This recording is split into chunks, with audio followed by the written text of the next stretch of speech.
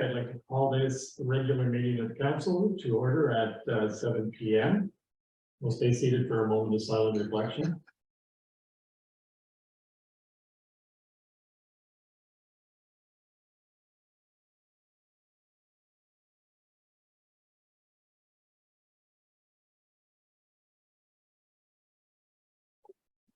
Thank you very much. As we gather this evening, I would like to acknowledge on behalf of council and our community that we are meeting on the traditional territory of the Algonquin people. We would like to thank the Algonquin people and express our respect and support for their rich history, and we're extremely grateful for their many and continued displays of friendship. We also thank all the generations of people who have taken care of this land for thousands of years. Are there any declarations of pecuniary interest in the general nature thereof? Seeing none, we'll move on to the adoption of the minutes.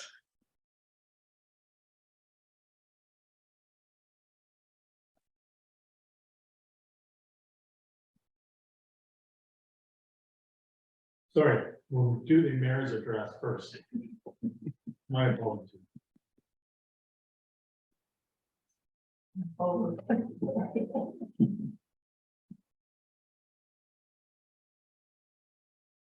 On Saturday, April the 8th, 2023, North Algona Wilberforce Recreation Committee held a very successful Easter egg hunt at the Shaw Woods Education Center. The weather was perfect and approximately 350 children attended the event. On behalf of council and myself, I want to extend thanks to the Recreation Committee members who planned, organized, and executed the event, which included face painting and a storybook walk. In addition, a special thanks to Shaw Woods volunteers who spent 2 days cleaning up debris from the ice storm on April 5th, and their assistance with the event.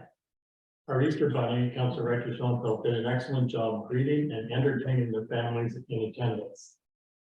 On Thursday, April the 13th, 2023, I attended the Affordable Housing Alliance of Ottawa Valley meeting at the Golden Lake Community Center. The meeting included members from Madawaska Valley, City of Pembroke, and local building contractors who have an interest in developing affordable housing in rural communities. Brentford Power Generation has begun sending out their daily water level charts to members of the Bonshire River Water Management Committee, and we are now into the spring freshet, with the recent warm weather accelerating snow melting and water flows. Our public works staff have been busy opening block culverts, patching potholes, and grading our gravel roads. That is the mayor's address. I have a motion that the April 18th, 2023 mayor's address be accepted as presented. Moved by Councillor Burns, seconded by Councillor Robinson.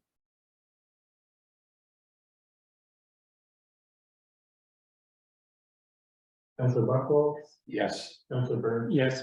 Councillor Robinson? Yes. Councillor Rector Schoenfeld? Yes. Yes, that is carried. Thank you.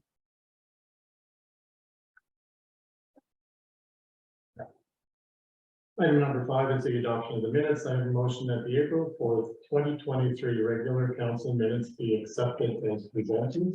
We're going to move in the secondary, moved by Councillor Robinson, seconded by Councillor Buchwald. Are there any additions, corrections, or omissions? Seeing none, Councillor Buchwald. Yes. Councillor Burns. Yes. Councillor Robinson. Yes. Councillor Rector Schoenfeld. Yes. And yes, that's carried. Okay.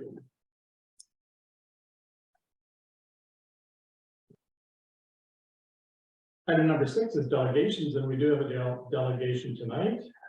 We have with us Patrick Nicholson from Algonquin College and our former CEO, Andrew Sprant, and it's regarding the biological contactor partnership with the Snowdrifter project.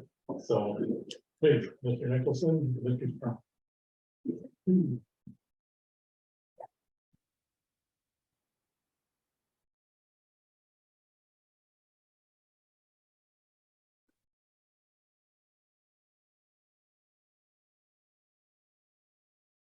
Well, thank you for having us tonight, council. It's been a while since I've been in this room. Tonight we have a presentation on behalf of Algonquin College and North Algona Wilberforce on the rotating biological contactor and Snow Drifters Partnership Project. And just to make things easier for the mayor in the future, we'll just refer to it as RBC. Next slide, please. So I know you know us all, but just for the public, Patrick is the coordinator and professor for Algona College environmental technician in environmental management and assessment. He's 10 years in the environment industry. He's an environmental engineer at the University of Wells 2006. And myself, I was the CAO from Algona Wilberforce. Don't think you forgot me yet. I am also by trade a Class 3 certified wastewater treatment operator and 25 years of experience in wastewater treatment management. And just for the purpose of this presentation and its preparation, I'm acting as unpaid volunteer facilitator. There was no cost to the township or the college. So just to give you a little background, we have been working through Algona College and myself and the manufacturer over the winter as to what would work the best for the municipality. So that's what this presentation is about tonight. So we're presenting a feasible basic plan to utilize the RBC that is presently in storage at the township yard as an educational tool in a municipal utility system. It is not within this presentation to present strategic goals of the municipality in terms of the creation of a wastewater system and treatment facility. So we're keeping to our presentation. So again, what is an RBC? An RBC is the biological fixed film wastewater treatment process. The RBC process allows wastewater to come in contact with a biological film in order to remove pollutants before the effluent is discharged into the environment. It is a component of a wastewater system. There is pre-treatment and post-treatment of wastewater in a system that includes an RBC. So go to the next slide, please. So for the purpose of what we're doing here, we're looking at an RBC plant package. It's the complete system. So the RBC that we're referring to is a complete system that includes pre-treatment of the effluent, that's the wastewater entering the plant, and the effluent, that's the wastewater leaving the plant. So for the purpose of this project, RBC is defined as a system and not just part of the process. So when we talk about RBC, we're talking about the whole thing, not just the process. Another thing we'll be talking a little bit tonight about is a low pressure sewer system. So for the purpose of this presentation, a low pressure sewer system is a wastewater collection system that utilizes submersible pump to push septic tank effluent from an individual residential or commercial units through a pressurized small diameter force main to a wastewater treatment facility. So in this system, solids remain in the septic tank and are pumped out for disposal as required by the individual owner. Low pressure systems are less expensive to install than gravity force mains and are not normally subject to infiltration and protect surface waters and wells under the direct influence of groundwater from contamination. And you'll see that word, that duty, which just basically means groundwater under the direct influence. So when you're dealing with the Ministry of Environment or with anything to do with the well, we're always talking about duty sources, and that's what it is, groundwater that can be affected by the surface. So just a little bit of the history that you all know is that in 2021, Blue Metric, a prominent wastewater treatment company in Canada, donated an RBC to the Algona College that was to be located at Snow Drifters Club property in North Algona Wilberforce. The plan was to create a working RBC system that would provide both a wastewater treatment facility for neighboring properties or the development and provide a learning facility for Algona College students. It should be noted that this was a true donation of a product that has substantial asset value. There is no cost to the municipality other than the transportation of the unit to the municipal yard. And as noted, the municipality has provided the required information for its insurance company. So just to let you know, this unit has been insured pretty much day one as a municipal asset. The township didn't pay anything for this unit. It does have a really substantial value, but there's no cost other than transport. Go to the next slide, please. So moving forward, the past couple of years have not worked out to move forward with the RBC project, as COVID certainly hampered the ability to do many municipal projects, including this one. Another major factor was the township did not own the land that the RBC was going to be located on. All that hopefully is behind us. COVID still exists, but it's not going to hamper our progress as much, and the township has acquired the land. So moving forward is now possible, and the plan has been created to bring this project to fruition. So after reviewing the RBC's abilities, the collection area, the educational component, and the financial implications, a phased approach is believed to be the best course of action to have the unit up and running in the shortest time frame with minimal cost. The fourth phase plan has been devised that will provide a progressive evolution of the site with immediate benefit and minimal capital investment for the first phase. The following three phases will take the plant into a working model to an operating municipal treatment system, and finally to be redundant, allowing the unit to be moved to another location and basically start the whole thing all over.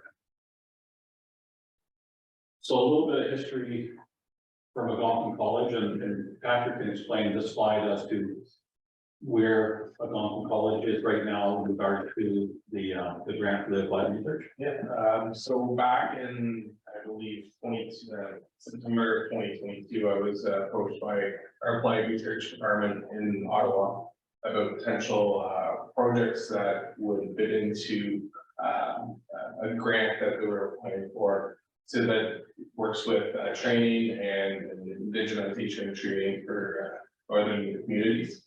So I ran a couple of projects by them, and they really liked the sound of this project because of the integration with community and the learning opportunity and the application of treatment of water for rural communities. So we were successful in getting grant funding for the college.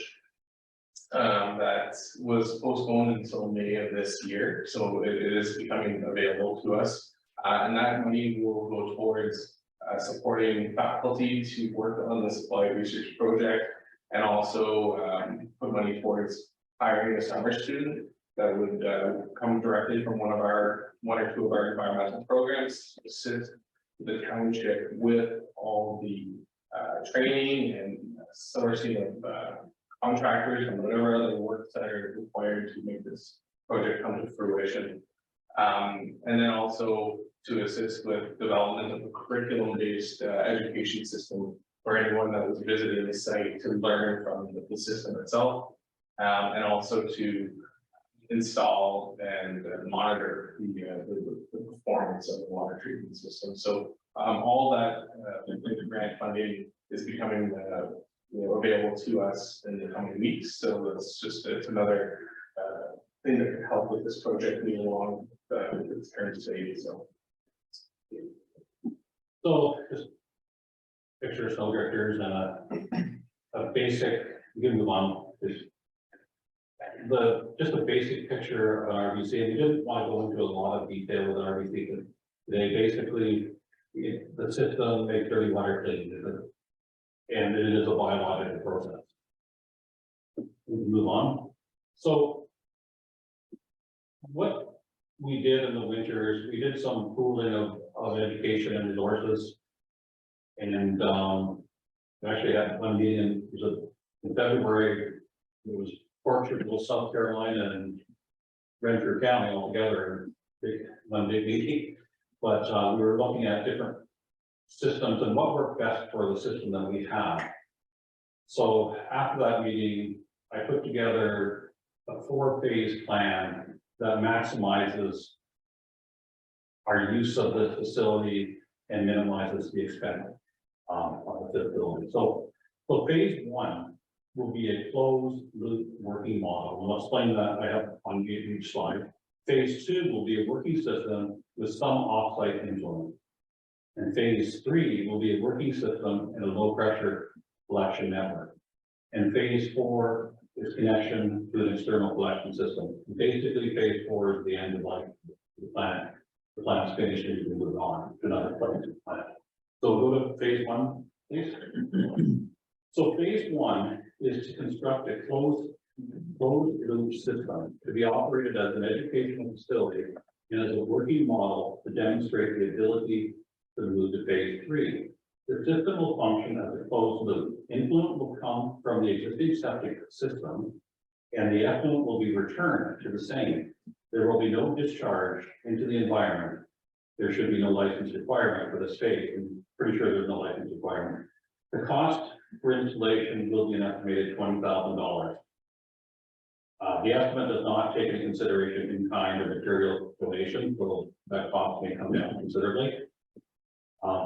Functioning as a closed loop allows the township to prove the unit's treatment abilities, enabling the project to move on to phase 2. So basically, what will happen in phase 1 is the plant will be set up, and we will take the clean side of the septic tank, which is the effluent that goes into the leaching system, and we'll run it through the plant. And just to allow us to run without a license, we'll basically send it back to the top of the leaching system. It will go into the leaching bed very quickly, and we'll just continue to treat. And during that time that we're running that closed loop, Algona College will not only be doing their curriculum, but they will also be proving the treatment facility and how it's working, which will allow us to go to phase 2, which is going to be some off-site treatment and discharging. So phase 2, please. So we're going to apply for a license or permission from the province to discharge treated wastewater from the plant into the environment, with a provision to receive septic truck discharge into the system from select neighboring properties that have leaking bed issues. Any septic received would be as a use and pay system. The cost of phase 2 should be minimal. There will be some cost for the provincial approval. Now, we've had some preliminary discussions, and the province is somewhat interested. It fits in a sort of a nowhere land. There may not be a license cost. There most likely will be no environmental assessment required for what we're doing, especially with the plant being proven over the year before, or 2 years or whatever. And just one thing on our phases, each phase could last 20 years if you want. It could last 1 year, not 20 years. You could stop at any phase. So that cost should be extremely minimal if it exists at all. And by bringing the septic from neighboring properties, so we have a neighboring property that has issues with their leaching bed, we may be able to take some of their sewage because we want to increase our flow of it. And we would just take, again, the effluent water, which the reason why we're concentrating on effluent water out of the septic system is because the effluent water is what causes the offsite problems. And the one limitation of a big box at the sewage plant is the storage of sludge. So if you're storing the sludge someplace else at the beginning use of it, then you don't have to treat it at the plant. So that's why we're concentrating on just the leaching beds. So to prove the plant, we may take septic from neighboring properties that are having leaching bed issues. Approval should not be a problem again because we're alleviating a problem to do that. And all sewage systems and water systems, that is really important for municipalities to understand, need to be user pay systems. So when you start taking something from someone, you start charging. And your system, the idea of the system is to pay for itself. So phase 3 is the construction of a low pressure system for collection from select residential and commercial units. So this will be based on what the plant can handle, which we've proven over phase 1 and phase 2, and where the need is most needed, and also where it's easiest to build a low pressure system. This will have substantial cost and require formal licensing along with environmental approval. The province is very good with approving these systems now, because the idea is not to be polluting and making drinking water safer, drinking water safe.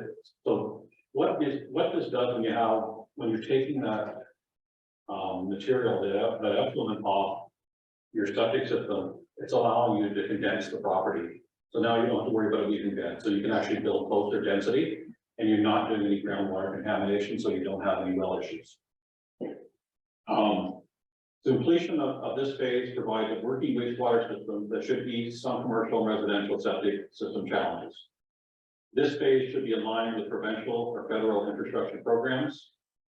So when there's a granting opportunity is when you do these things. Not, you don't just throw out the money, you do it when you have a granting opportunity. And again, like I said, any phase, you can stop at phase 1 and never go to phase 2. You can stop at phase 2 and never go to phase 3. And you can stay at phase 3 if you want. So water collection systems are user pay. Phase 4 is an easy one. Basically, you're going to construct a lift station and a collection system for an expanded area and hook up neighboring municipality collection systems. So this is something that the township has already had an agreement in principle to go to Montshire Valley. It will have a considerable expense. Again, you're not going to do this without substantial investment. And this is, you're going to connect the low pressure to the gravity system. You may do a change to your low pressure because you may decide that low pressure can be converted to take all solids too. That'll be something you'll weigh out later. Your RBC will be taken out of service. This phase is going to cost you very big money. But this needs to be done with development fees. If you're going to have that, and development fees would be on a new lot and a new subdivision, granting opportunities. But again, you're going to wait until the money's there and you've proven yourself. And each phase allows you the evidence to prove that your system's working. So we can go on, Michelle. So the benefits, again, each phase is independent and does not require progression to the next phase. So at any phase you can stop. Each phase helps build a business case for the next phase. The phase approach maximizes the benefit and minimizes the expense to the municipality and allows some breathing room between each progression. So as you can stop at any one, it doesn't mean that you do phase 2 in 3 years. It doesn't mean you do phase 3 in 6 years. It's whatever is comfortable for the municipality and whatever the business case supports. You may get a grant after phase 1 that allows you to go all the way to phase 4, but you wait till you have those things in place. So the next step, basically the colleagues need to have an agreement with the township to be able to do programming. And we provided Michelle with the standard agreement the college uses. It's flexible, but she will present it at the council. So to move forward, basically formalize that 4-phase approach with the understanding that that you can stop at any phase. Establish some external partnerships. So I did have a meeting with the clerk and your I can't forget I created a position, but there we go, special projects coordinator. In regards to some funding opportunities and business partners. There's large commercial partners that the township should be exploring. I didn't want to get into them in this meeting. There's certainly granting opportunities, corporate sponsorship. There's a lot of things. And I will certainly, and Patrick will certainly help the township out with the contacts for those. And certainly we have neighbors at Wautagon that this would very much interest, and we have neighboring municipalities. Certainly other educational facilities might even be interested in this. Patrick and I have had some discussions. So once you establish these things, the site installation location, this is something that will be done through the college in some of their training. They'll be looking at the best place to site that unit on the property. We have a pretty good idea, but it's all part of an exercise that can be proven by the background information that we have. Source components and equipment. So there are a couple of small components that we need, and we discussed that with the with our economic coordinator. there's some things you may have to purchase, but some things that may be available from other facilities that are no longer used. Basically, we need 2 little pumps and 2 little compressors, is what we need to make this system work. And that's just to allow our effluent to flow and our influent to come in, and just to get a little aeration in tanks, very small equipment, not very big equipment. Before you go further, and this can be part of it, you need to do a public education campaign, which would again be promoting the 4 phases and how it's going to be used, and to get the public on board as to what the public's expectation and what your abilities are. Then you'll secure an electrical contractor.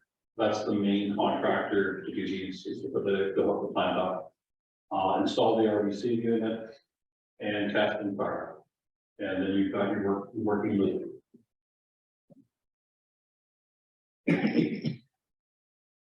So we thank you for allowing us to make this presentation. We believe there is much benefit to the community and Algona College in this project, and we hope the council will support moving forward with phase 1, and we're open to questions.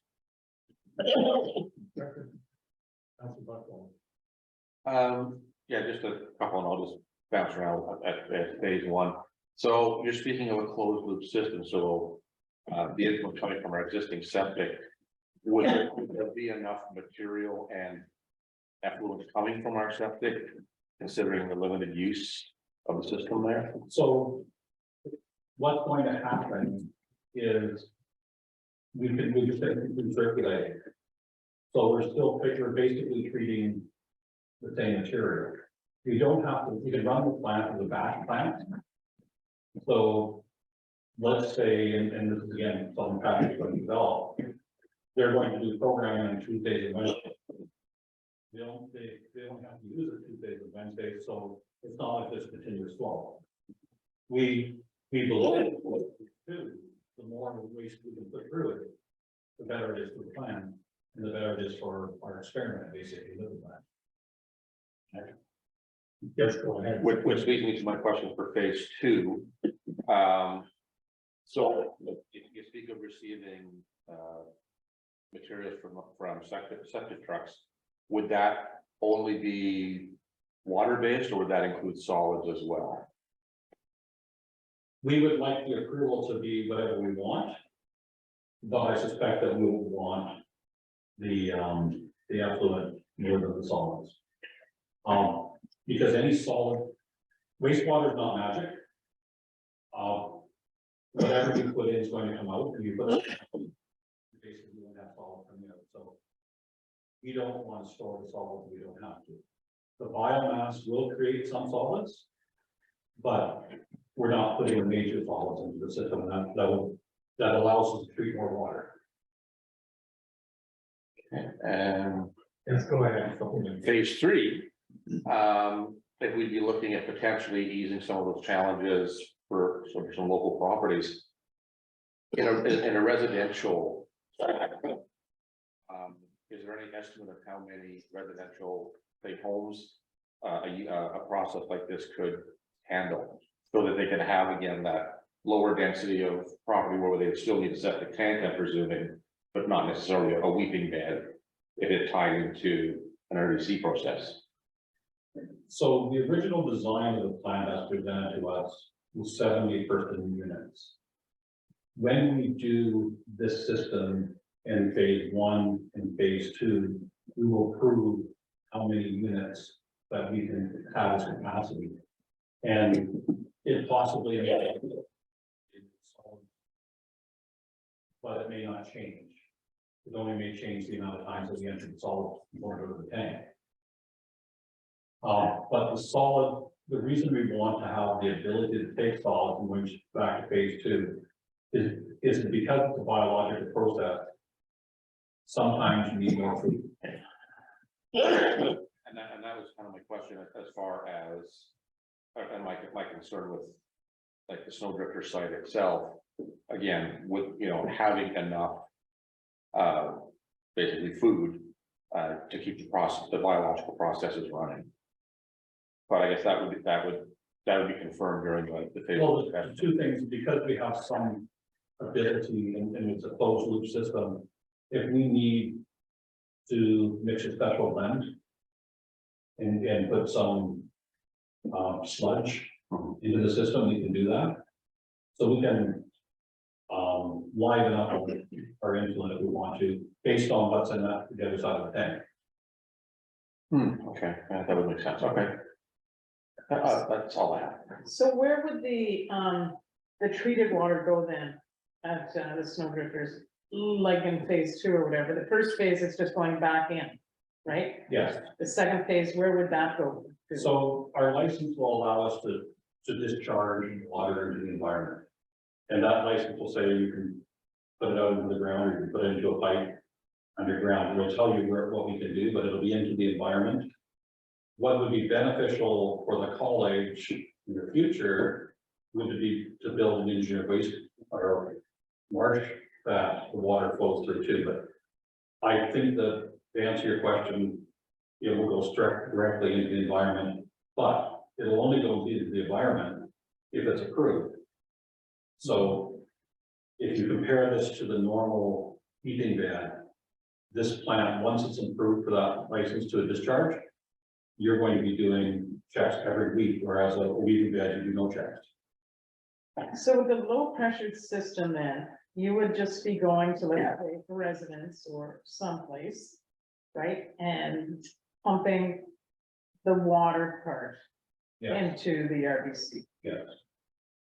And the RBC itself is gonna generate some type of garbage, right? Where, It what do will you, generate sludge. what will you do with that?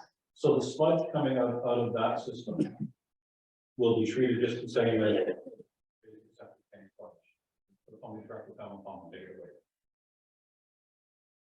And do you have any idea how many times the septic tank would have to come and take away the sludge? Again, you have to start a plan out. We suspect it's going to be not very often. In the installation of the plant, we would like to put it up high enough that we can put a bladder under it so that we can be comparable to a regular tank. So we can store a little bit more instead of hundreds of gallons, like we store about 1,000 gallons if we need to.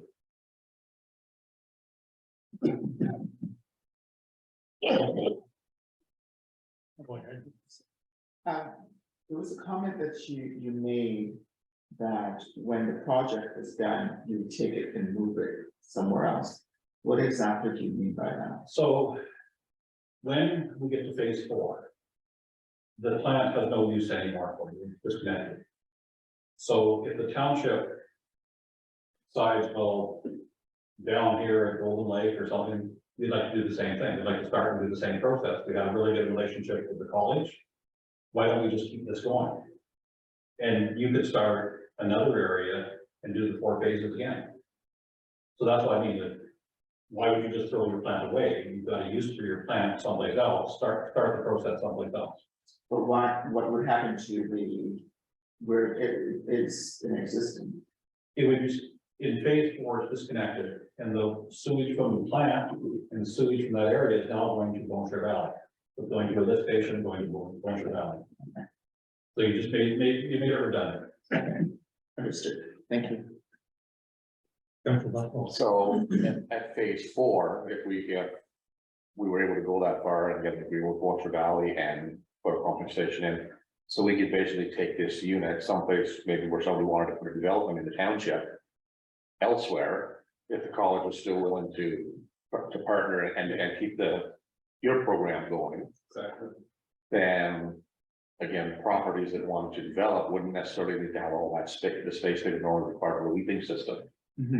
So they could actually have a higher building density Yeah. in a smaller subdivision. So basically, what you're doing at the college is you're creating a proven system through proven steps. And when you get to phase 4 and you do make it redundant, you decide to do it someplace else, it's going to be pretty easy to get funding when you've already proven that concept works. The thing I like about this concept too is I'm just kind of spitballing things here, is if you had someone that wanted to do development close to the water and put multiple properties on a waterfront property, you now have this opportunity to put those higher end properties in there with this system down the road. Again, giving them better properties, and again, as opposed to a septic system that everything is going back into the groundwater, this would be cleaning it before it goes into the groundwater. So I think environmentally that potentially is a benefit too. Yeah, and I like to point out, like, these systems, they can be purchased, so you don't have to wait until phase 4 is completed on Snowdrifter site to start phase 1 or phase 2 somewhere else. You can approach the manufacturer who, I use the word, then donated the system, and they're located in the parish, so it's. Councilor Burke? What's the cost of one of these systems? What's the cost of one of these systems? Just from the information that we've had in the past, we were looking at 600,000 just for what we have. That, I believe that was the asset value of the Michelle. So, but she can bring that information, but definitely, it's the 50, and that was 2.5 years ago when things changed. One question is it a common practice that the septic pumping companies will just move into a location and pump the effluent off the top and not get into the solids? Is that a standard practice? So through the mayor, this is not necessarily standard practice in Ontario. It works. Low pressure systems, as described, are very common in Manitoba and very common in Alberta and British Columbia, when we close over now. So British Columbia and Alberta, the reason it's common is because they can't be gravity systems. The reason it's common in Manitoba is they can push pipe through the mud underground. But it's not necessarily common to just take a dual septic, moving the septic trucks. But for the purposes of phase 2 and keeping the cost down for the municipality, you don't have to build a pipeline this way, and you're not to feed your plant. Councilor Rachel? But in the end, we're not ever gonna deal with solids, right? It's just the liquid. So through the mayor again, the concept that we propose here doesn't address the solids. The solids stay at the residents. If council wants to prove that the system can take, say, half of the amount of houses and deal with solids, then yes, you could do that. It's not something that you have to say, no, you can never do this, but this is what we're presenting. Basically, when we talk to the manufacturer, the biggest issue is going to be the solids. And because it's common in other areas in Canada to do it that way, it allows us to treat wastewater that eliminates the duty threat. And once you eliminate the duty threat, then you can reduce the size of your building lot, which makes more density, which, you know, you can equate that to tax dollars, or a developer could equate that to lots sold. It will allow for that density. And just one thing for council, no illusions, is I see this being 12 to 15 years. I don't see it being, you know, something that you're 1, 2, 3, 4 years you're into it. You may get funding if they change, but realistically, this is like a 12, 15-year plan. I think one of the uses I certainly see moving forward is that we have a lot of people who, we have trailer parks, but we also have people who have trailers on their property. And I'm not certain that a lot of them have even tied them into a functioning septic system, that they could just be dumping right out on the ground. Is this something where, and it's hard because the pumping companies don't pump trailers. Is this something that could become a service that could be offered? I'm going to give you a short answer, no. Okay. So I'll just explain a little bit of that. One of the most difficult things for wastewater treatment plants is truck loading. And I've operated plants that take in over 1 million gallons a day and truck loading for your plant. When you're dealing with septics coming in from not knowing what it is. I would suggest that this plant is so small that you're going to be selecting what you bring in and only the effluent. Once you start bringing septic tanks and things like that, then no, I don't think that'll be a problem. Okay, thank you. Any other questions? Yes, Councilor Buckle. Any odor production from that system? So I think it would be hard to tell a farmer that really doesn't stink. But generally, these plants have the smell you get out of the plant, if you get any smell, will be a musty smell. Because we're not dealing with the solids, you're going to have that smell to begin with. Those things. An RBC usually has a little bit of a musty smell sometimes, but it's not a big smell, and the smell can be masked.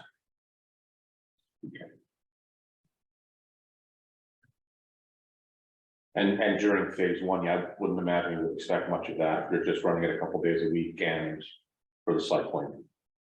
I would think. Phase one and phase two, you can control what you're doing. So, yeah, you say there wasn't going. I don't think you're going to have even in phase three too much. You will get a little bit of a musty smell. And sometimes you can get more of a smell when you're not running as much than when you are running it. We may keep circulating just to keep that up. And the will be circulating all the time because you want to keep the biomass alive.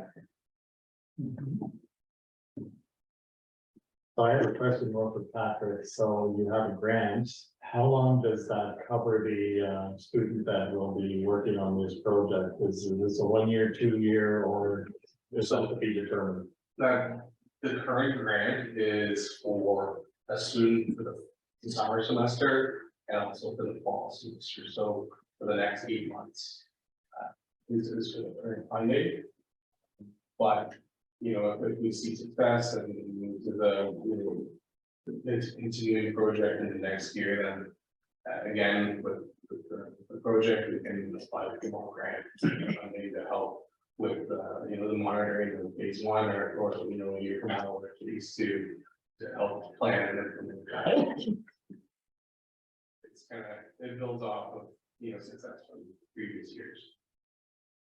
And am I okay to assume that the college would like to see this partnership then continue well beyond the initial startup? Yes, it's safe to say that we're constantly looking for opportunities for this type of engagement and co-op positions. Thank you. Any other questions?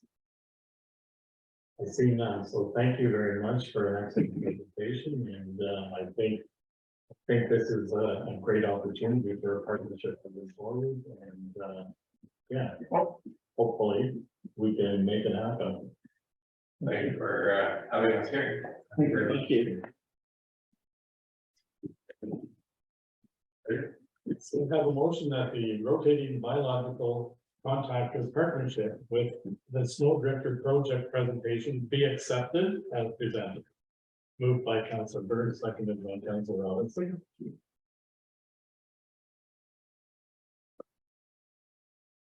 Questions or comments? Seeing none, Councilor Buckle, Yes. Councilor Bird. Yes. Councilor Robinson, Yes. Councilor Schoenfeld. Yes, I mean, yes. Very good.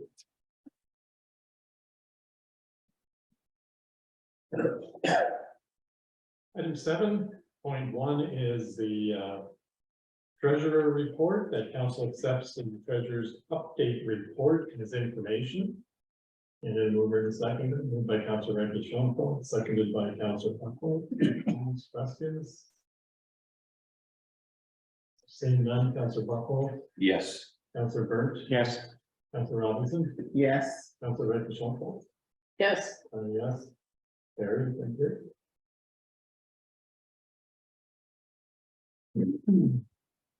Item 7.2 is the chief building official report. I have a motion that council accepts the CEO report as presented. You get a mover and a seconder, moved by Councilor Robinson, seconded by Councilor Birch. Comments, questions? Councilor Richardson? In the report, what is a change of use permit? Do you know what a change of use permit is? I'm just looking for definition. So I said, so it would be a change of use, it could be from residential to commercial or commercial to residential. The change of use. Thank you. Any other questions? Seeing none, Councilor Buckles, Yes. Councilor Birch, Yes. Councilor Robinson, Yes, Councilor Richardson? Yes. And yes, very good.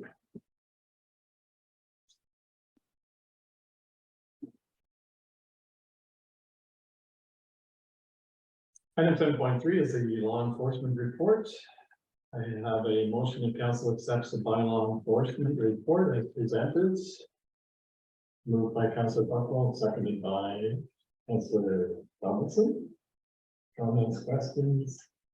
Councilor Richardson? What would be a property standard complaint? Like your yard being too messy or? That could be one. But yeah.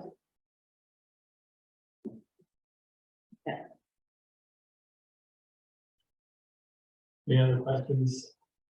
Seeing none, Councilor Buckle, Yes. Councilor Birch. Yes. Councilor Robinson, yes, Councilor Richardson. Yes. And yes, that's very good.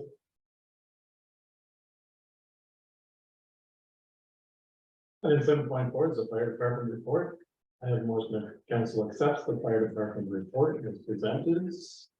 Again, moving to second, moved by Councilor Bird, seconded by Councilor Robinson.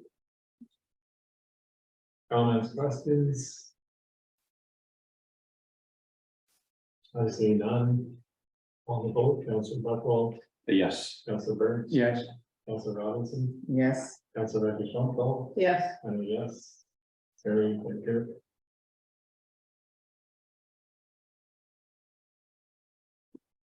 Item 7.5 is the chief emergency management coordinator report. I have a motion that council accepts the spring flooding report as information. Moved by Councilor Buckle, seconded by Councilor Richardson. Comments, questions? The only comment I'll make is that the snow melt is very fast. The water levels have gone up fairly quickly. There's maybe probably have all heard the flood warnings along the Ottawa River. The hope is that Golden Lake and Round Lake and the Boncher River system will peak or crest this week. And hopefully it starts to level out and recede. But there isn't significant rainfall in the forecast, so that's also a good sign. And the cooler weather now in the evenings helps too, That's right. because it slows down some of that melt and then it And picks a up lot, again. a So lot of the snowpack from the last, I think they did a test, they did snowpack on the 17th. And it's already down It's pretty significantly. Yeah. Any other questions, comments? Seeing none, Councilor Buckwell, yes. Councilor Burke, Yes. Councilor Robinson, yes, Councilor Richardson, Yes. and yes. Carrie, thank you.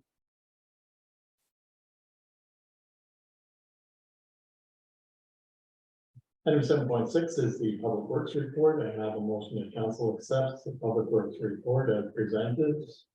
And again, we'll move by Councilor Robinson, seconded by Councilor Buckwell. Comments, questions? Seeing none, Councilor Buckwell, Yes. Councilor Burke, Yes. Councilor Robinson, yes, Councilor Richardson, Yes. and yes. Carrie, thank you.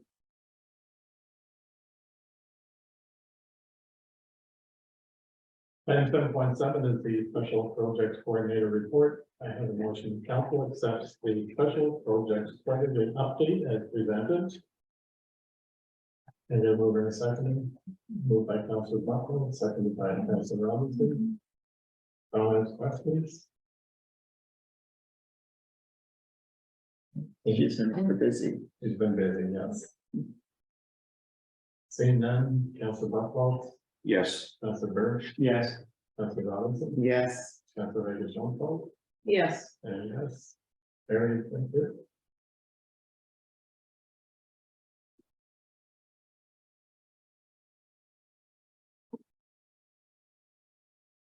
Item 10.8 is the budget variance report. I have a motion that council accepts the budget variance report as information. Moved by Councilor Byrne, seconded by Councilor Buckles. Comments, questions? Councilor Reyes Jonquil. on one of the lines, it's J dash tools, what are J tools? So that's public works and it's tools for the public works department. Okay, I was just wondering what the J meant. Okay, Any other questions? Seeing none, Councilor Buckles, Yes. Councilor Byrne, Yes. Councilor Robinson, Yes. Councilor Reyes Jonquil, yes, and yes, it's carried. Okay.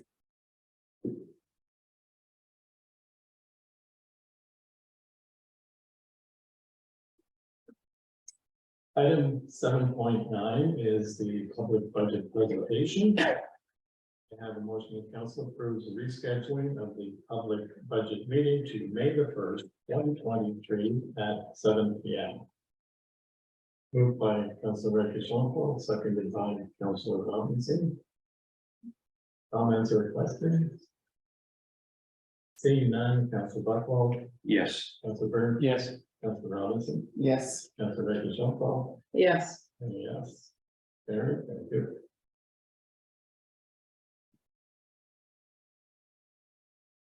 Item 7.10 is the Eganville Horseshoe Club. I have a motion that council accepts the Eganville Horseshoe Club report as presented, and further, the council directs staff to draft a contract agreement with the Horseshoe Club, laying out the terms of use going forward as discussed at council. Moved by Councilor Burns, seconded by Councilor Robinson. Comments, questions? Councilor Reyes Jonquil. so if we agreed to this, would somebody from the township then check every so often, just to check how the grass cutting and, you know, grounds are going and how the inside of the building is being cut? Yes, staff would ensure that the grounds were being maintained and that the building was being cared for also. So that would mean like they would, one of those two gentlemen or somebody from that organization would have a key, I guess, to get in there.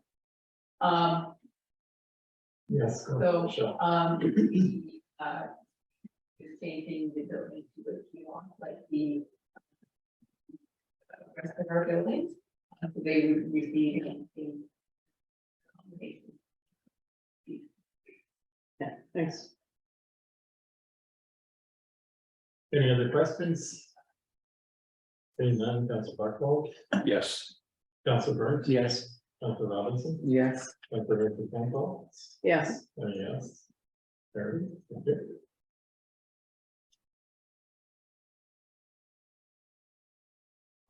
Seven point 11 is the Music Festival 2024. I have a motion that council accepts the Music Festival 2024 report as presented and further authorizes staff to explore the possibility of working with local live music organizers to host a music festival at the Snowdrifters site in 2024. Moved by Councilor Robinson, seconded by Councilor Buckle. Comments, questions? Councilor Reyes Jonquil. just, I think it's a great idea and it could bring a lot of monies into our township and the BV and others. Before though, I'd really like someone to sit down with our insurance company just to look at liability and negligence and what if this were to happen and what if that were to happen. Because that could be a pretty determining factor, like sometimes, you know, now, like insurance is out process.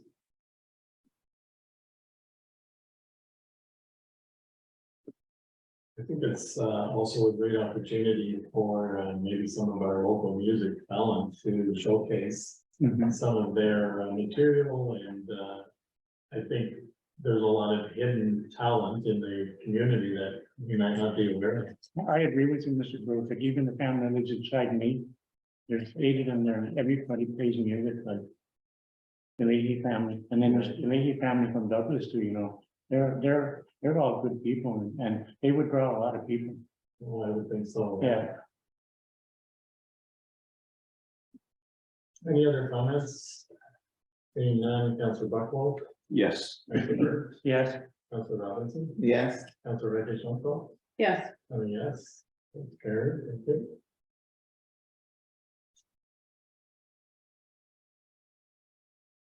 Item 7.12 is Golden Lake property owners request. And I have a motion that council approves the request from the Golden Lake Property Owners Association. Delpoa to use the area behind the Golden Lake Fire Hall and adjacent to Public Works Sand Dome for parking, and that Delpoa supervises the parking area. And this is for the smelt fry that's being proposed. Or that's being planned, I should say. And I'm gonna move in a second, moved by Councillor Buckwald, seconded by Councillor Stonewall. Comments or questions? Seeing none, Councillor Buckwald, Yes. Councillor Burns, yes, Councillor Robinson, yes, Councillor Reddish, yes, and yes. Barry, thank you.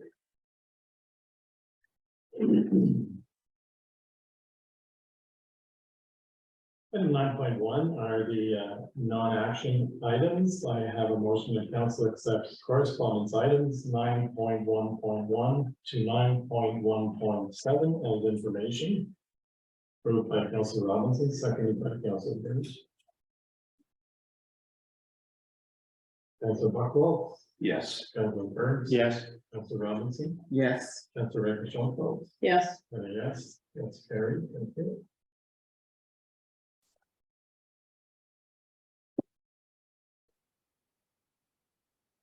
Item 9.2.1 is the County of Brantford invitation.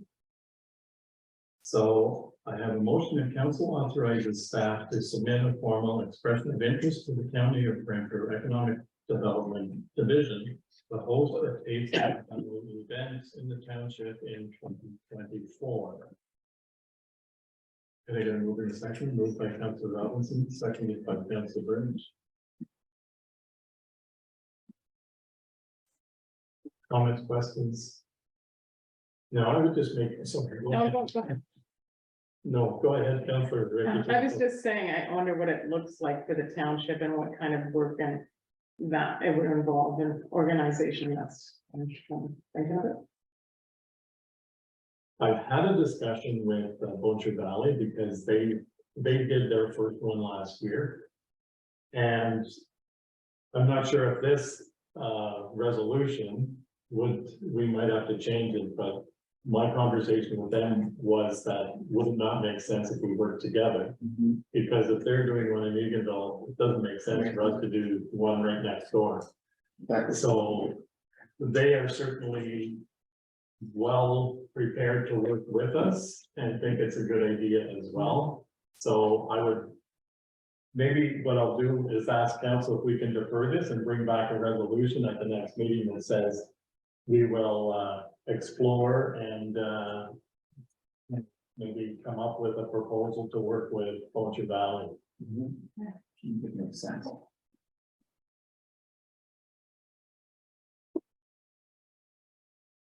So council in agreement to defer this to the next meeting, Council Buckle, Yes. Council Burns, yes, Council Robinson, Yes, Council Reddish, Yes, yes, so. Great, deferred.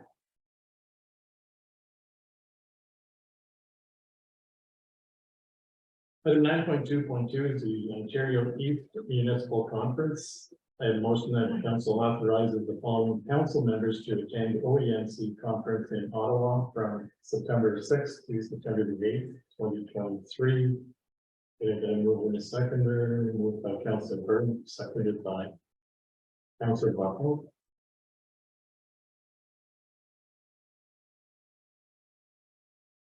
So you probably all got the notification that the registration opened today. But they also moved this conference, normally it's in Cornwall, and there was something happening at the Cornwall site. Can't remember if it was another a training group that was utilizing the site at the same weekend, so they moved it to Ottawa, so it is closer, and the date has changed as well. I think it's 2 weeks earlier than normal, normally they would have been Cornell. So I know some council members had indicated they would be interested in going. I just wanted to bring this forward because of the change in date and the change in location. Do we have from the previous meeting who was interested in attending this one? So, yeah, so two staff was attended. Be registered. I don't, unfortunately, know the council members. Like, Maybe not. I was working that week. I think it was just two staff members that were going to attend. Okay. Any staff, or sorry, any council members interested in attending? What is it cost for us to attend?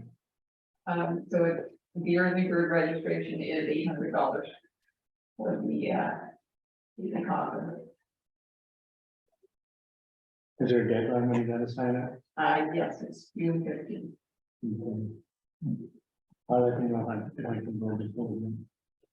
So maybe we can provide names by the next meeting. For this one also. So we'll defer that as well. Council in agreement to defer. Council Yes. Buckle? Council Byrne? Yes. Council Robinson? Yes. Council Redmond? Yes, And yes. Mr. Byrne?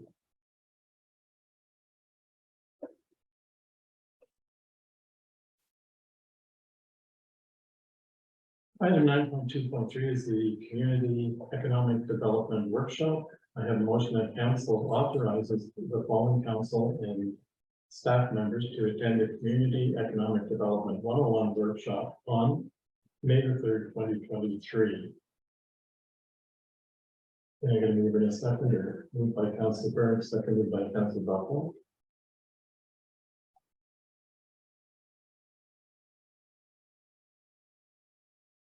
I'm interested and have already registered to attend. There's no cost for this, in correct? I don't believe there is. $30 and 60 cents. Is there? Okay. And where is this workshop? At the Eagles Nest in Eagle. And Oh, it's that, yeah. it's that one, yes. this is, Whitewater. Sorry, I'm way off base here. because that one's on the 29th or something. Which one? I had it in my calendar, I just checked. One in Eagle's on the point, and that one there is no cost, That's but good. yes, this one is. Yeah, this one's on, yeah, this one's different than the other one we voted for the other days. So there's no cost to attend this workshop either, Which one? this one. The one on May 3rd. So the 101 workshop, there's no cost and it's being held in Wakewater region. Oh, wrong one. And when is one in Bolshevik Valley? That's That's the asset management one. Thursday next week, isn't it? Yes, I believe. And it's just the morning. Okay, April. April the 29th. Is that one? Yeah, the one in Eagle is the 29th. That's already come. Would that workshop be of value to some of the strategic committee members or somebody like Cameron, or is it just for council members?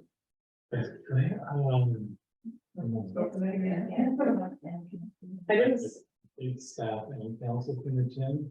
Like if it's all economic development boards or committees. Yeah, like, I'm just thinking, and I know it's short notice, but there might be somebody on that committee that Right. would like to go, or maybe Cameron would, I don't know, this is a. So our special project coordinator attending another conference. That they, yeah, that's, this was gonna be in, and, I would be interested in attending that because it speaks a lot about the opportunity for agriculture, farming and economic development. Because they have Whitewater has a big agriculture component to their municipality. Yeah, I worked that day. I'm working as well. Is that in conflict with the annual one that we're, It is, yeah. At your attendance. okay, that's what I thought. Can't be in two places, but it sounds interesting. So I may attend that. I'm gonna put my name down. Melvin, was that something you were? I think I have a doctor's appointment on that. Is there a charge for this one? There's no charge for it. Sponsored by OMAFRA. Okay. And where is it? Where is it? In the township hall? I think it's at the Legion. 43 Main Street conference, you got out of your region.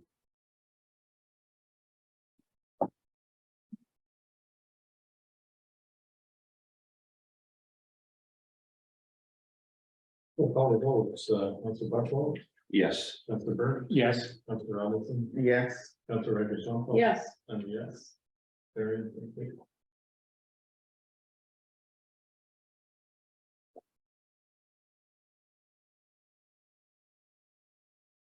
Item 9.2.4 is a culinary market readiness workshop, so I have a motion that council authorizes the following council and staff to attend the Ottawa Valley Tourism Culinary Market Readiness Workshop on May 9th, 2023 at a cost of $30.60 plus HST per person. And this is the one that's in McNabb Rayside. And I can't go because I have a county council meeting at the same time. I think Cameron was planning to attend this month. Can I get a mover in a second? Moved by Councilor Burke, seconded by Councilor Reddish. Any other members of council, and staff interested? just a comment, Mr. Mayor. Just reading the document, this might be something that we should advertise and share with our food service industry within the township. And I think they probably have received it because the county has certainly sent out quite a few invitations. I have to check that one. Is there a deadline? There is a deadline. But I can't remember the date.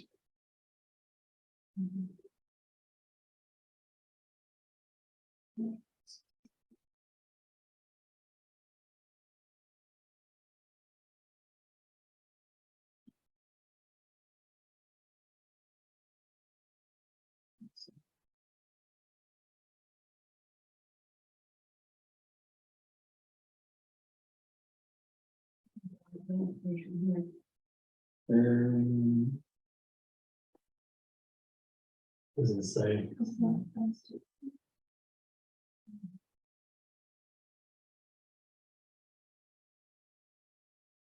They probably just closed the link if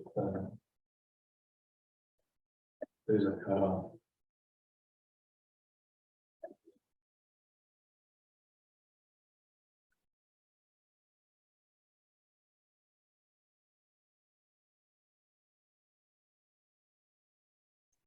So we have one staff person.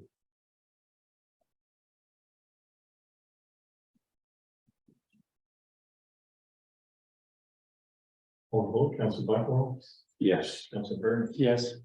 Councilor Robinson, Yes, Councilor Reddish-John. yes, And yes, it's very complete.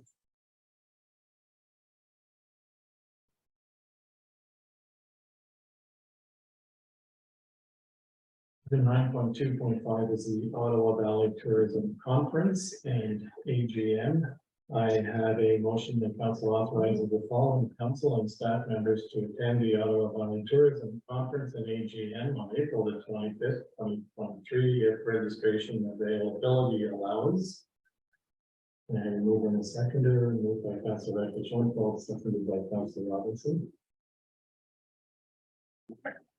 So they did extend the registration deadline to today at 5 o'clock. I think.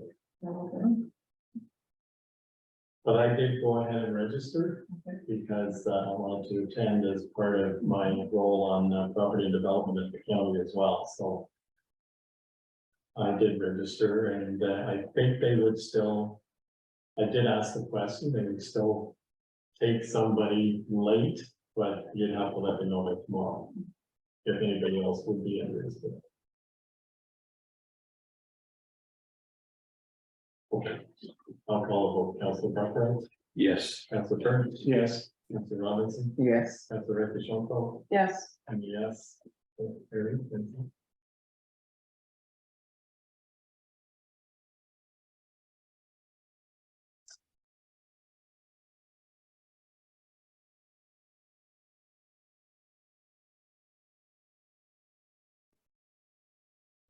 Item 9.2.6 is the Township of Perry. Whereas the Township of North Algona Wilberforce received correspondence from the Township of Perry, and that the Council of Township of North Algona Wilberforce support the motion from the Township of Perry supporting Bill 5, Stopping Harassment and Abuse of Local Leaders Act. And further, that this resolution be circulated to the Honorable Doug Ford, Premier of Ontario, the Honorable Steve Clark, Minister of Municipal Affairs and Housing, Stephen Blaze, Provincial Standing Committee on Justice and Policy, and MPP John Yankovas. And I'm going to move in the second, moved by Councilor Recreation, seconded by Councilor Buckland. Comments, questions? Seeing none, Councilor Buckland, Yes. Councilor Burns, Yes. Councilor Robinson, yes. Councilor Recreation. yes, And a yes, thank you, Perry, thank you.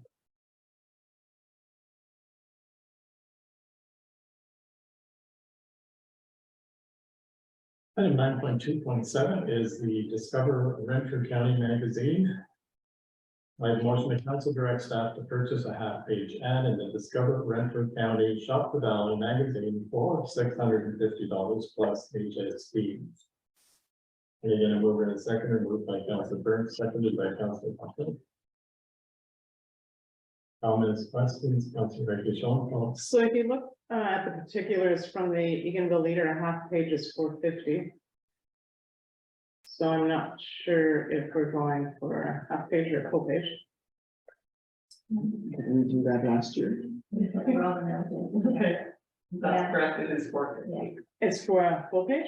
Perhaps. Okay, all right. So that's less. correct. Yeah. And the other thing, if we look at the two ads, and not that I'm an art critic, but I really like last year's ads because that water could be any water on Golden Lake, the Bonnechere River, or Tremor or Lake Dory. And I like the fact that our logo, I like the new logo better, but anyway, our logo is front and center. And if we go to the one they proposed, That's no lake in this township. that is, and that's.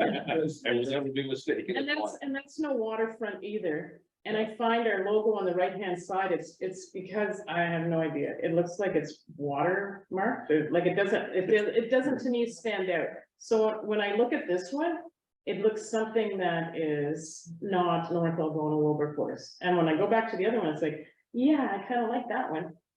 Yeah. I mean, I would maybe choose different pictures for the little sides, but I'm just saying, I really like this one. I like the logo. I like everything. It's nice to change it up. This one, like Councilor Buckland said, does not look like any place. It's like in North downtown Dakota. Toronto. To me, Downtown Toronto or a resort at Disney. With the palm trees on the other side of the wall. Yeah, yeah, it doesn't really. Laura, I would just like to comment that this one was actually done by our special projects coordinator last year.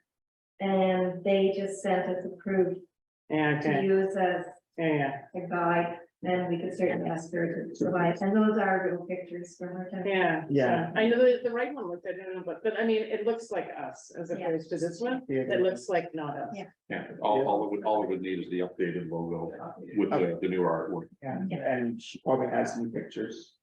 Yeah. yeah. I mean, it is nice that they say, shiny waters, kilometers of forested trails, especially that way the Wilkins Trail and Shaw Woods, right? So it's nice to have that in there. Yeah. So anyway, just my 2 cents. for $450. I'll throw my 2 cents on the same table, Okay, as far as. I think we're all in We agreement. just asked the mover and the seconder, Council Burns, Council Buckwaltz, that they're in agreement for a friendly amendment to change the 650 to 450. Yes, Okay.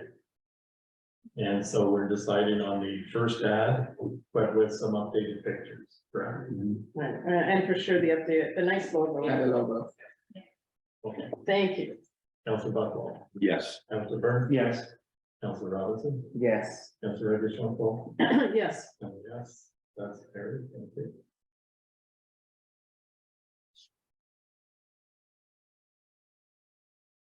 Item 13.1 is the strategic planning and coordinating committee report. I have a motion that council accepts the strategic planning and coordinating committee report as presented, and further that the township engages with Shayla Incorporated for a half-day workshop at a cost of $1,000. And I'm gonna move in a second, moved by Council Burns, seconded by Council Robinson. Comments, questions? Council Reddish. this is just a comment on the format, so I like this with the way the format is, I like the fact that we always have the strategic plan in, I like the fact now it has clerk treasurer and the signature, some of our reports have the CAO, right, and I think maybe just to be consistent, we should, because we don't have a CAO. Has nothing to do with that, right? Any other questions, comments? Seeing none, Council Buckwaltz, yes, Council Burns, yes, Council Robinson, Yes. Council Reddish. Yes, Yes. Very.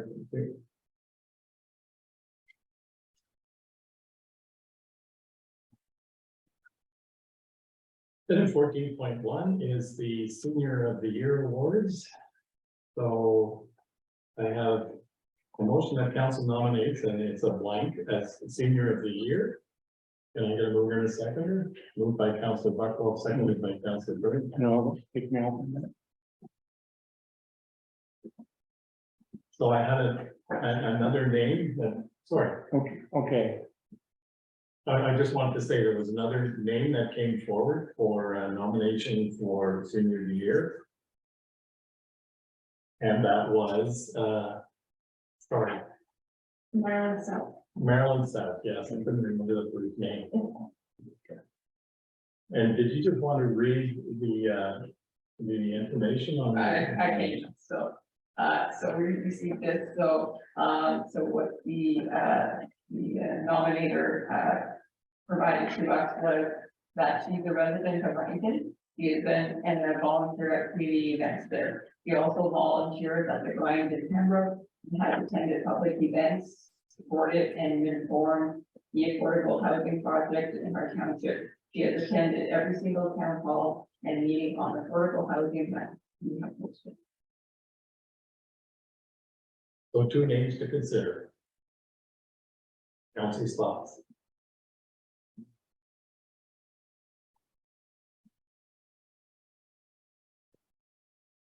both good choices. They are both good choices, yes.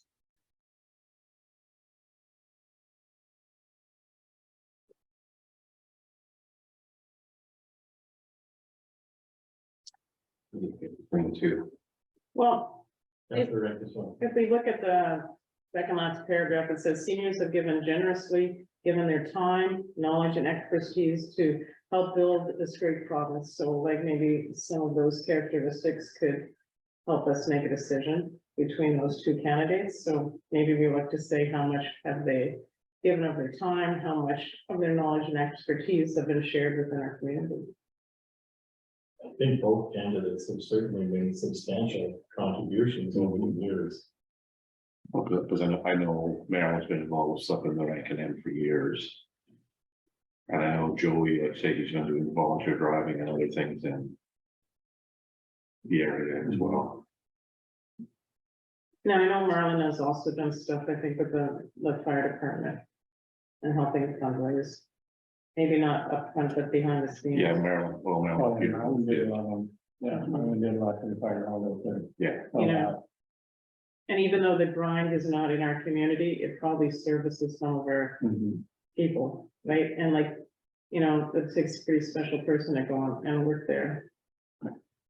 you know, and I guess we can look at it, depending on who we pick, we still have a candidate available for next year. Exactly, yeah. I personally, nothing against Mr. Stay, but I like this stuff. Councilor Robinson. Councilor Buckle, Yeah, Errol, I think. Councilor Burns, I have to agree with them. okay. So what do you? Keep the other name on file.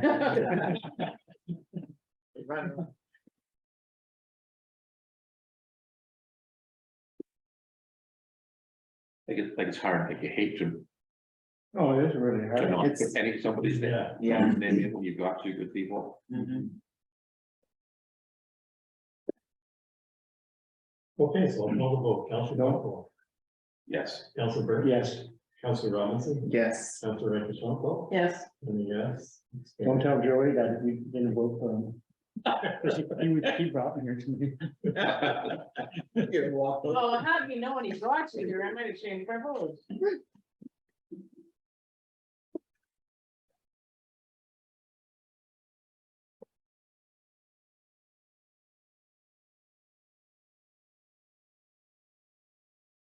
So, and I didn't ask if there were any matters of urgency. Any notices of motion? And we have received all reports from committees. So the next item is that we will have a strategic planning and committee meeting on April the 25th, 2023 at 7 p.m. We will have our public budget presentation on May the 1st, 2023 at 7 p.m. And we will have a regular council budget approval as part of our regular council meeting on May the 2nd, 2023 at 7 p.m. And that concludes our open portion of the meeting. So I now have a motion that council move into closed session pursuant to section 239 2BDK of the Municipal Act regarding one, personal matter about an identifiable individual, one, plans and instructions for negotiations, and one, labor relations or employee negotiations. Moved by Councilor Buckwell, seconded by Councilor Burge.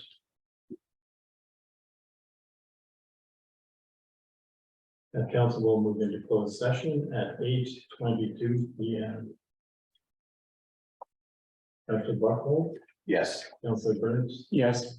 Councilor Robinson, Yes. Councilor Ramichandra, yes. yes. Thank you. We are now in closed.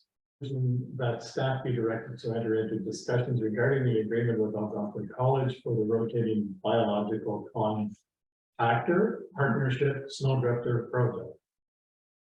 And I gotta move in a second. Say that 3 times. So. Moved by Councilor Buckwell, seconded by Councilor Robinson. Councilor Burns, Yes. Councilor Buckwell, Yes. Councilor Robinson, Yes. Councilor Ramichandra. Yes. Yes, there is a good.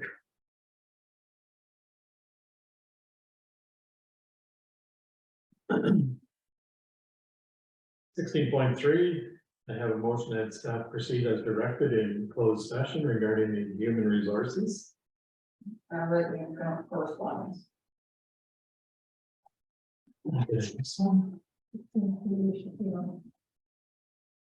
Yeah, 16.3. Here, 16:7.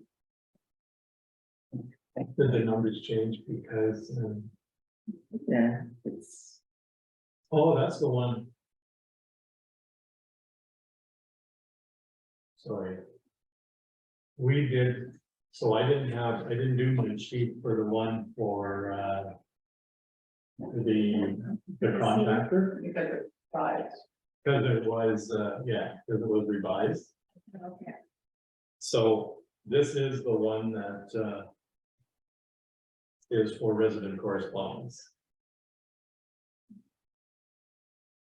And I had it moved by Councilor Buckwell, seconded by Councilor Robinson. I'm good with that. Okay, so Councilor Burke, Yes, Councilor Buckland, Yes. Councilor Robinson, Yes, Councilor Rakicholko, Yes, and a yes. Very, so now we're at human resources. Right. Yeah, For the RBC, we will still need mover and seconder. Both, okay, but then we didn't do that yet. yeah, we did. Yeah, we did. 15-1. Yeah, but the one I said, see that 3 times fast. Yeah, Okay, yes, okay. that's where you jumped ahead, so. Okay, so we need a mover and a seconder for that. Moved by Councilor Buckland, seconded by Councilor Burke. Right. Yes. Councilor Burke, yes. Councilor Buckland. Yes. Councilor Robinson. yes, Councilor Rakicholko. Yes, I'm a yes. Sorry, my apologies for getting the all mixed up. It's been a long day. Yeah. was there fire? Yeah, there's a brush fire up on that cemetery road. So the second set of pages is Eganville. That's why I figured I better see what it was. All right, so we're okay. I'll check that on the way home. So the last one then is human resources. And the motion is that staff proceed as directed in closed session. Moved by Councilor Rakicholko, seconded by Councilor Buckland. Councilor Burns, Yes, Councilor Buckland, Yes. Councilor Robinson, yes. Councilor Rakicholko. Yes. And a yes, it's carried. We're back on track. And next is our confirmatory bylaw, at bylaw 2023-20, being the bylaw to confirm the proceedings of council for April the 18th, 2023, be read a first and second time this 18th day of April, 2023. Moved by Councilor Rakicholko, seconded by Councilor Robinson. Be read a third time and finally passed this 18th day of April, 2023. Councilor Burns. yes. Councilor Buckland. Yes. Councilor Robinson. Yes. Councilor Rakicholko. Yes. I'm a yes, that's carried. And finally. I'll make it unanimous. This April 18th, 2023 regular meeting of council adjourns at 9:17 PM. Moved by Councilor Burns, seconded by Councilor Rakicholko. Councilor Burns, Yes. Councilor Buckland, Yes. Councilor Robinson, Yes. Councilor Rakicholko, Yes. and a yes. Who's gonna say no? And some things are just kind of silly, No. and we're still on the 9th.